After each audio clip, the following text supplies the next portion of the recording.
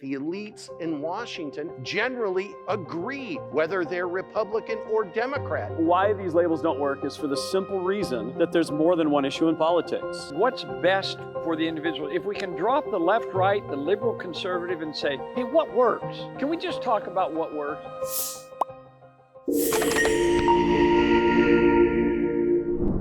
The first thing I want to do is introduce Hiram Lewis, who is a professor of history at BYU, Idaho. And he has written a book called The Myth of Left and Right, How the Political Spectrum Misleads and Harms America. Now, this is a very unique book that is in the academic world. This is published by Oxford University Press, so it's been taken seriously by the academic community. I had misgivings about left-right when I discovered that the Nazis were considered right-wing and the communists were considered left-wing. And when I thought of this, I said, yeah, but they're both socialists and they're both bad people. And so does that mean any extreme left and extreme right are bad? So this is what we're debating here. Here we have radical Marx on the extreme left and then conservative Adam Smith on the extreme right. And of course, you don't want to be extreme, of course. So where do you land? Where does the pendulum stop? It stops in the middle, which is the liberal Keynes, big government, welfare state type of approach. Is that really appropriate?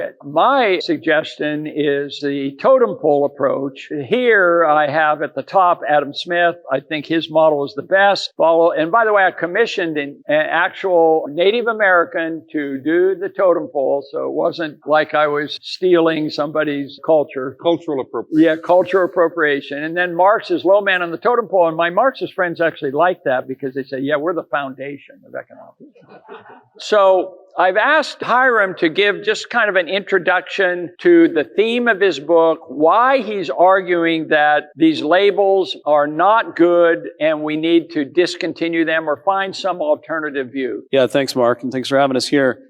So why these labels don't work is for the simple reason that there's more than one issue in politics. If you stop to think about it for even a moment, a unidimensional spectrum can, by definition, only model one issue. So if we're using a spectrum, we're saying there's just politics is about one thing, but it's clearly not. Now, you might say, well, we're attacking a straw man. Nobody believes politics is about one thing, but actually almost everybody does. So I'm going to pick on Senator Warren here for a moment, but I could pick on any Republican politician. I could pick on any of my colleagues in history. I could pick on almost any pundit. They would do the same thing. But if I went to Senator Warren with a list of the several dozen things that are currently popular among the Democratic Party, it would include things like belief in more abortion rights, belief in taking aggressive action to stop climate change, higher taxes on the rich, support for affirmative action, higher minimum wage, all these kinds of things. And I said, Senator Warren, which of these policies do you agree with? She would say, I agree with all of them. Now I'd say, well, that's a pretty remarkable coincidence, Senator. I mean, these are many distinct, unrelated issues. If you flip a coin 50 times, it's not going to come up heads every time. How is it that you just happen to believe in all of these distinct, unrelated issues? And she says, because they're not unrelated. All of these issues are progressive. And as a progressive, as somebody who holds the progressive worldview, naturally, I'm going to agree with all of those positions. So in her mind, there's just one issue in politics. You're either in favor of progressive change or you're opposed to progressive change. And we can model on that line, on this spectrum, how you feel about progressive change. Either you're very, very in favor of it, in which case you're on the far left, or you're very, very against it, in which case you're on the far right. So politics really is, in her mind, and in the minds of most Americans who think about politics, about one big thing. So we call this the essentialist theory of ideology, that there's some one big issue that defines and underlies all other issues. Okay, here's the problem with the essentialist theory of ideology. There's simply no evidence for it. There's none. There's not a single valid study supporting this. Now, if you ask people for evidence of the essentialist theory, if you ask Senator Warren for evidence, she would do exactly what astrologers do when they present evidence for astrology. And that's tell stories. She would make up some story about how all these positions are deep down bound by the philosophy of progress. But stories don't make theories true. Evidence does. So why is it that people like Senator Warren really believe in all those issues? If they're not bound by some deep philosophy, what is it? We say that it's tribe. So according to Senator Warren, she thinks she starts with her philosophy of progressivism. And then she adopts all the policies that advance progressive change. Abortion rights, higher taxes on the rich, all these kinds of things. And then she joins the tribe because they share her views. We we say she's got it exactly backward. That in reality, people start with the tribe. They then adopt the issue positions of that tribe as a matter of social conformity, and then they invent the story of progressive change that shows how all these things cohere. So she's got it backwards. We call that the social theory of ideology, and there is tons of evidence for the social theory of ideology. I mean, I don't know, Verlan, if you just maybe want to talk about a couple of the lines of evidence.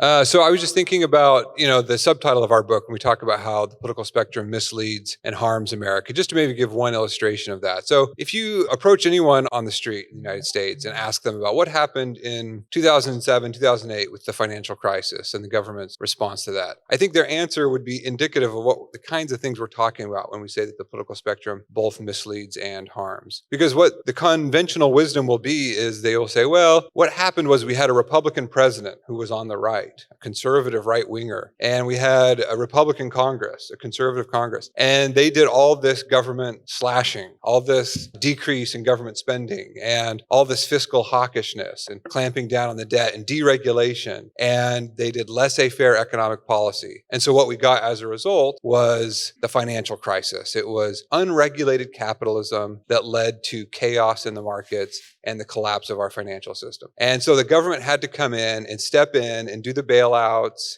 and do the regulations and come in and solve all the problems caused by free market capitalism, right? That's the conventional story you'll hear from a lot of Americans. And it's completely false. It's completely wrong, right? Republicans did not cut government spending. They did not decrease the size and scope of government regulation. They did not do any of these things. And yet, because we think, oh, well, George Bush and Republicans, they're on the right, and Democrats and liberals, they're on the left. Therefore, that's what must have happened. So those bad economic policies led to those bad outcomes. So I think it really does harm liberty. And that's the theme of this panel today. Do these labels harm or help the cause of liberty? I think it really harms liberty because it confuses people and it prevents us from discussing politics in a rational way that can help us to see what policies lead to what kinds of outcomes. Well, it creates guilt by association, right? I mean, I was talking to a friend the other day, smart guy, college professor like me, and he said, yeah, I know this guy, and he's so free market. Man, is he way out there. I mean, he's so far to the right, he's out there by Hitler and his free market views. Yeah.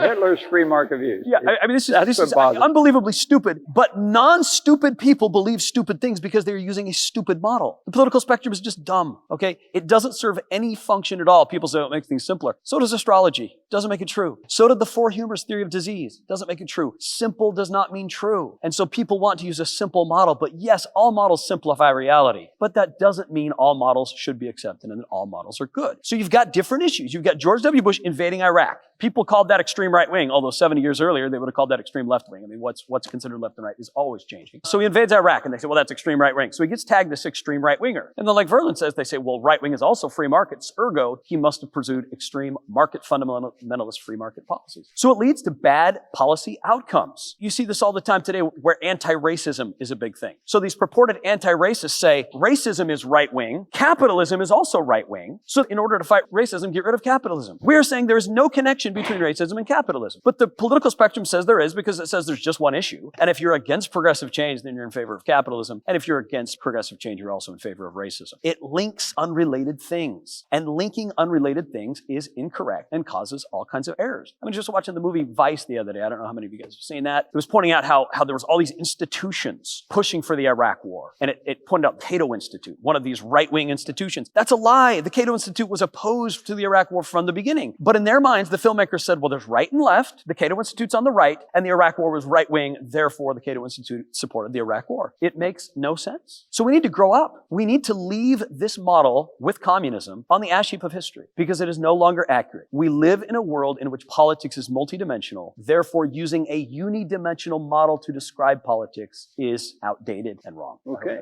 very good. And by the way, his book was published by Oxford University Press, which it really impressed me that they were willing to publish this book because it does go contrary to especially the academic world, which we will call on Andy to comment on. But I do want John to start off because you occasionally use left, right, and so forth, but you were going to comment comment about Ronald Reagan and a few other perspectives on that. Give us a little bit of your reaction to what the Lewises have to say. Well, I want to try to explain why we're in the rhetorical cul-de-sac that we're in. And part of it is our two-party system. We're the only country in the world, since almost every other democracy is a parliamentary system, we're the only country in the world that effectively has just a two-party system. As a result, this duopoly will do almost everything to create either-or scenarios. Per your comment, we're right, you're wrong. So nuance and shading is out of the question. So I've explained to you some of the reason why you have two competing parties in this country, the Democrats and Republicans, who basically have an incentive to obscure and obfuscate the issue and to put it into left and right terms without any nuance. Unfortunately, in the United States, politics has become a big business. It's about power, it's about money, and the philosophy, frankly, is less important than it was when I started covering politics. It's only outsiders who come in. Tulsi Gabbard, for example, is here. She completely confused everyone when she ran for president as a Democrat because she was saying things that Democrats aren't supposed to say. And you will get that from her talk, I believe, when she speaks to this. So she was immediately identified as a right-wing Democrat. Well, right. She actually had her own profile. Instead of just an independent thinker. Exactly. She was a right-wing Democrat. In fact, Hillary Clinton even called her a Russian agent. So that's how much the smearing got to. How about a neo-Nazi? Well, if she keeps going, well, now that she's left the Democratic Party, they'll probably just ignore her. So outsiders can break up this duopoly and perhaps create some fresh thinking. I'm always in favor of outsiders entering politics. One of the biggest and best outsiders who tried to break up this was Ronald Reagan, whom I knew. And I don't normally read things, but Reagan is, of course, most famous for having reached the national stage in 1964 with that famous speech, A Time for Choosing. You may have seen grainy film clips of it. That speech launched Ronald Reagan on the path to the White House, and it was a remarkable speech because it was not about personalities. It was not about attacking the opposition personally. It was about ideas and philosophy with concrete examples and real facts and figures. He tried to explain why his ideas were commonsensical. They didn't fit into a necessary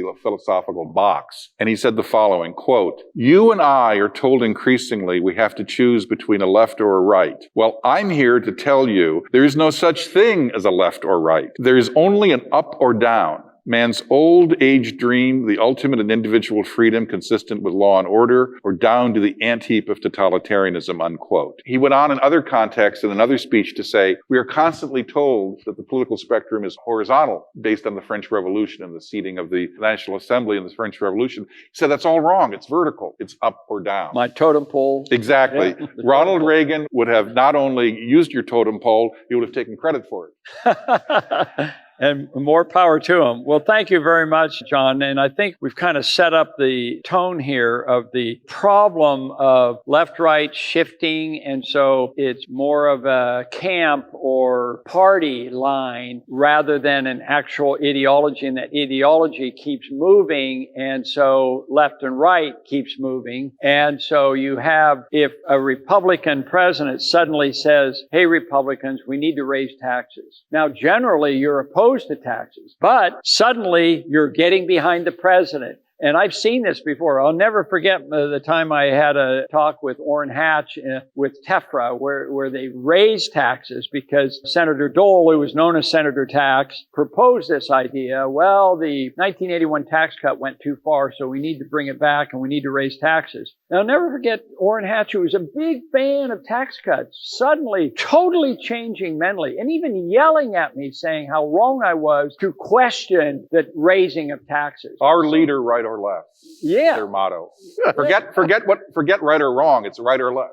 So anyway, there's a lot of reasons why I'm troubled by this, and I think there's some difficulty. So I want to turn to Andy here, who spoke earlier today, his critique of libertarianism. And you use in your book left, right, and so forth. Do they have a point that maybe left and right isn't as straight and easy to compartmentalize? And to what extent does it discourage dialogue when you put people in these labels that are full of emotion and can be a smear tactic, right? You go on Fox News and they say the left. We all know what that means and we stop listening. We don't even listen to the person because he's of the left. In fact, Matt Taibbi, is that his name? Matt Taibbi. Matt Taibbi we invited him to the conference and we were told he's a leftist. What in the hell does that mean? Anyway, the academic world is packed. Everything I read now in your books and stuff like that, and the academic articles do the left and right. Tell me why, what's happened here? So, well, I can't really debate with the Lewis's book because they're right. I mean, this is exactly the kind of book that Oxford University Press should be publishing because, you read it, and after you read the book, you're less ignorant and confused than you were before you picked up the book. And that's the only thing professors are good for, is making you less ignorant and confused. And the book does that. But I am going to offer some extensions of their argument that is pertinent to this gathering. I do think the terms are useful to the extent that they identify our tribes. There are identifiable political tribes. The phenomenon that you've been complaining about, it is useful to have labels. I mean, look, I'm from Chicago, and you want to really beat bitter divisions that are not a matter of any principles, Cubs or White Sox. Oh boy. It's not a matter of principle. The tribalism is a destructive force in our politics. I'd like to suggest, though, that that kind of tribalism is also here in the room with us. So libertarianism, it's the vision of freedom that FreedomFest is all about. It's not as protean as left or right. It is a particular variety of liberalism, which is a determinate philosophy with a determinate goal. It holds the purpose of government is to guarantee to individuals the freedom to live as they like. That is a determinate principle. There are lots of people who disagree with it. If you go and you talk to the governments of Russia or China, it turns out they're not quite so enthusiastic about that. So it's a determinate principle. And to the extent that you care about that too, we can be friends. And the concrete arguments are at the level of application. The distinctive claim of the sort of libertarians who gather here is that the best way to guarantee this freedom is to impose severe limits on government and bar much of the regulation and redistribution that's routine in contemporary America. And it's radical because it proposes to dismantle a lot of existing political institutions. Now, I think that this is a mistake. The book that I talked about earlier, Burning Down the House, argues that you can't have freedom without institutions. Structures of responsible regulation and non-market transfers of income and wealth are necessary preconditions of liberty. And to the extent that this gathering in Memphis is based on a philosophy that attacks those preconditions, you're going to get what you generally get without a strong impersonal state, which is a situation where people need to do the best they can to find powerful protectors. You think about the opening scene of The Godfather. And so if the political prescription is going to give you that, we really ought to be calling this feudalism fest. I called a few names, so it's not the worst one we've heard. Here is a nerdy academic point from analytic philosophy. Freedom is always of something, some agent, from something, to do, not become, or not become something. And so if you only focus on the constraints emanating from the state while ignoring all other constraints and paying no attention to the actual actions that people are free to do, then you are going to end up with a stunted conception of liberty. A person is not free if they are starving to death amid a prosperous society, even if nobody's coercing them. And I have found, and here's the relevance of the Lewis book, that libertarians have a tendency to believe a cluster of different and apparently unrelated claims. Isolationism in foreign policy, the desire to abolish the Federal Reserve, suspicion of redistributive taxation, skepticism about climate change, skepticism about COVID. These have nothing to do with one another. They are as unrelated as all of the unrelated issues that were described So you before. couldn't just say, hey, that's right wing. No. But you do in your book. Professor, couldn't you say that there is a connective thread there which is against rule by experts, against the assertion of illegitimate authority by people who claim to be better educated and have positions of power? I mean, I see a connective thread through everything you said, from the Federal Reserve, which is this mysterious castle that makes money, to COVID bureaucrats. I'm chomping at the bit to get in here. Yeah. Mark, so Yes, I know. So I just end by saying that I think that there is an orthodoxy here enforced with social sanctions. Either coal is or is not hurting the climate. You don't deduce that from abstract principles. You look at the science and try to figure out what's happening. And it seems to me that there's a danger here of entertaining palpably nutty ideas. So the fact that I frankly, libertarian pride themselves on their rationalism, yet Robert F. Kennedy Jr. is speaking here. I rest my case. Well, we are open-minded. So Floyd, I want to ask you a question, and then you can say whatever you want. I'm ready to unload. You are a Reagan. You are a big fan of Ronald Reagan. I love Ronald Reagan. And I knew Ronald Reagan as John did. Yeah, and I know Ronald Reagan too. And Ronald Reagan eschewed the left-right in this statement saying, hey, it's up-down. So why don't you do that? Actually, in his interview with Mike Wallace on 60 Minutes, he said he was a libertarian. Oh my God. You remember that? Wow, that's a You can label. go back and look at it in the archives. He called himself a libertarian. I like a lot about the book. I really dislike the way that American politics are currently described because I think it's a war between elites and the people. And that's why in my book, Counterpunch, which came out this year, I talk extensively about the Uniparties and the fact that the elites in Washington generally agree, whether they're Republican or Democrat. And I can give you so many examples. Obamacare. After the Tea Party happened in 2008, then all of a sudden, in 2010, it was actually the Tea Party was later. When they had the election, the Republicans repeatedly said, we're going to repeal Obamacare. We're going to repeal Obamacare. In fact, they voted, I think, 7 times, was it 7, John, to repeal Obamacare, to absolutely get rid of it, until the Republicans had the power to repeal Obamacare. The minute Donald Trump was elected and said, I will sign that repeal bill, all of a sudden, you couldn't find the votes inside the Republican caucus to repeal Obamacare. And that is because when it comes to policy, it's always about the city, Washington, D.C., and how the elites are doing in that city and keeping money flowing to that city. Obamacare is such a great example. The only reason Obamacare ever passed was because Obama saw Hillary's mistake in not cutting a deal with the big drug companies. So what did he do? To get Obamacare, he cut a deal with the elites, the people that ran the drug companies.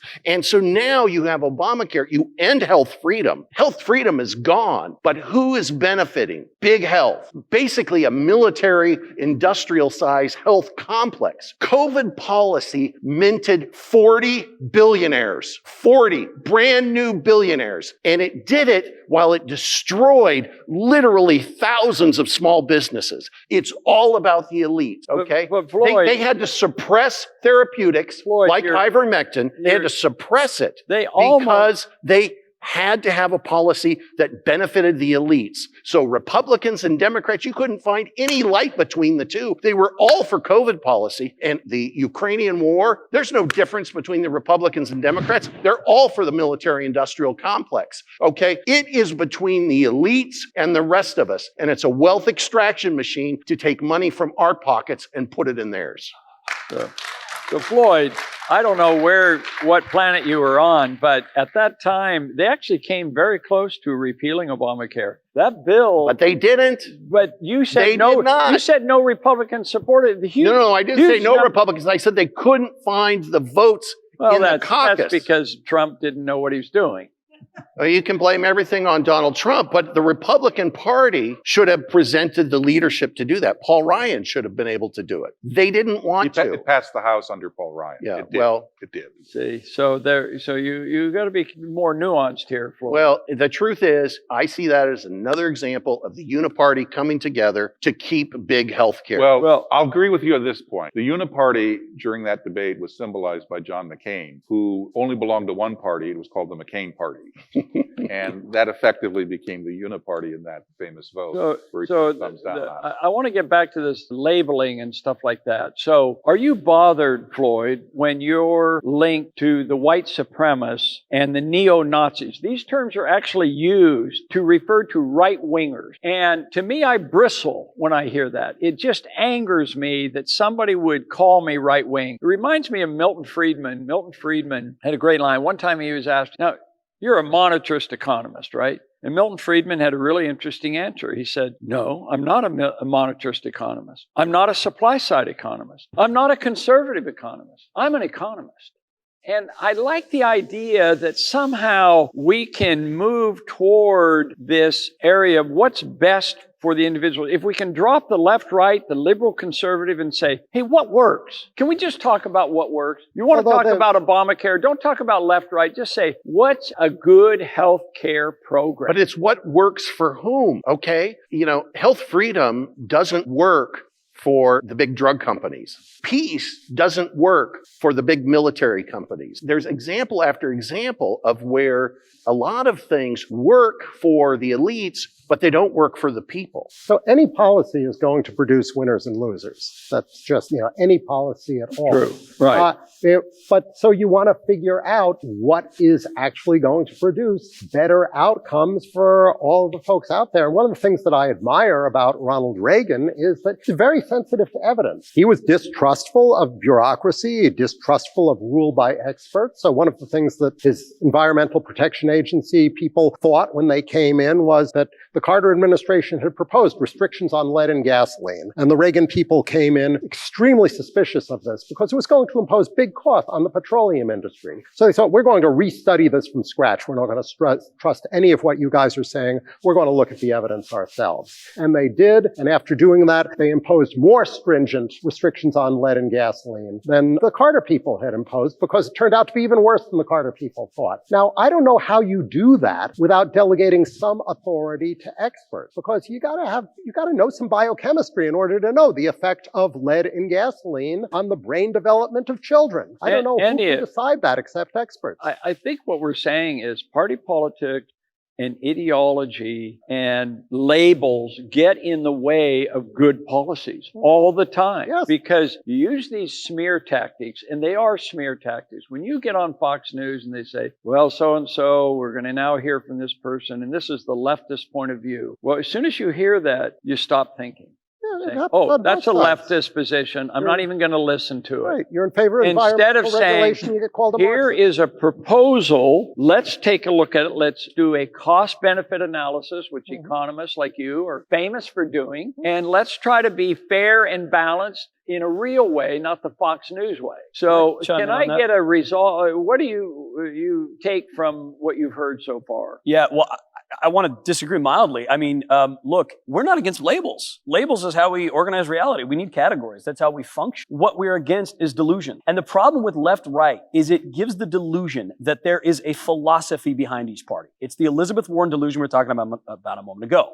So the reality is the Democratic Party stands for a whole bunch of stuff, unrelated stuff. It's a basket. It's like a grocery basket. So if you go to the grocery store, you pick your own groceries. When we vote, we don't have that option. We are confronted with two baskets. Now those baskets are full of random positions. But to get back to John's point, the parties have an incentive to lie about this. They have every incentive in the world. Because imagine you get a fundraising letter from the Democratic Party that says, hi there, we're raising money for the Democratic Party, and our party stands for a whole bunch of stuff. And some of it's good, some of it's bad, so please donate. Now, that's the reality, but you're not going to get out your checkbook if you get that letter. But if you get a letter that says, we're the Democratic Party and we stand for social justice, and all of our policies stand for social justice, and we are fighting the forces of right-wing fascism, and we have to stop the right, then suddenly you're going to get out your checkbook because you believe the Democratic Party is totalizing everything it believes in is social justice. So we're against the delusion that the parties stand for a philosophy. So do we need categories? Sure. There's groups of people. There is a group in our country that is blue, the Democratic Party, tribe left, if you want to call it that. That's real. So using a label to describe, hey, this person belongs to this tribe, fine, do it. Just like you can say this person is a fan of the New York Knicks or the LA Lakers. That's fine. But don't lie to us and tell us that all the players on the Lakers team share some kind of essential characteristic. And you're cheering for all those players because you believe in some deep philosophy. Another thing you do is historical work in your book. Both of you do this history where you start with the left, right, and the French Revolution. Okay, so who is the left? Well, I mean, to point out, who is the left? The last point we had was about elites versus ordinary people. They were the ones that wanted change,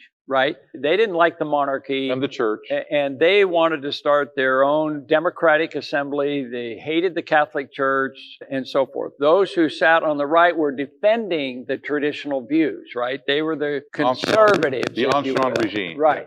Now, do you know what side Frederick Bastiat sat on? who's known as a right-winger. He sat on the left. So this demonstrates the real problem with historical shifting and where ideology can change and so forth. Just like the word liberal was captured by FDR, and he started using the term liberal and it kind of caught on. And now in the United States, everything... what the professor said, there was the concept of negative liberty that was used to dominate with liberalism. Then T.H. Green and others in Britain talked about positive liberty. If you're starving, you're not truly free. Right. So that became the great split, and that's how the use of the word liberal changed. But it is interesting that if you go to Europe and you talk about liberal, to them is the old traditional classical liberal view. In Latin America, neoliberalism is looked down upon because that is the Chicago school of the Chilean model and so forth, and it's been rejected. So I think we have a lot of problems here. So for 30 years now, I've been writing as much as John has, and Floyd and Andy and the Lewises and so on for 30 years.